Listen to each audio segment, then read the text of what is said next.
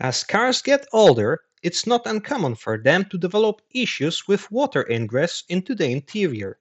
One of the most frequent trouble spots is the boot. In this video, we'll discuss how to check for water leaks in your car's trunk, how to locate the source, and how to fix the problem. If your car is over 8 years old, I recommend checking the boot for water 2 or 3 times a year, especially around the spare wheel or beneath the tire repair kit. If you find water there, here's what to do next. Start by inspecting the boot hatch seal. Look for cracks in the rubber or signs of rust or dampness. Next, examine the rear edge of the boot, particularly around any cable grommets or rubber sleeves and factory access holes. Again, keep an eye out for cracked rubber or signs of water or rust. Check whether your plastic wheel arch liners have any holes or damage. This could let water splash into the body and eventually make its way through those same factory access holes. Also, take a look at any plagued holes in the boot floor. In some cases, you'll need to remove the plastic boot lining, as I had to do in this Toyota Corolla Fielder.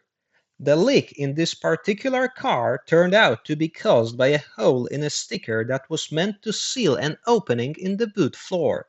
To be honest, I'm disappointed that Toyota used a sticker instead of a proper plug, which would be a more appropriate solution. Once you've found the source of the leak, it's time to seal it. In some cases, you can use a strong waterproof tape. It won't be a perfect solution, but it will last for some time. Ideally, any stickers should be replaced with proper rubber plugs. You might be able to modify an electrical grommet for that, or 3D print one out of TPU.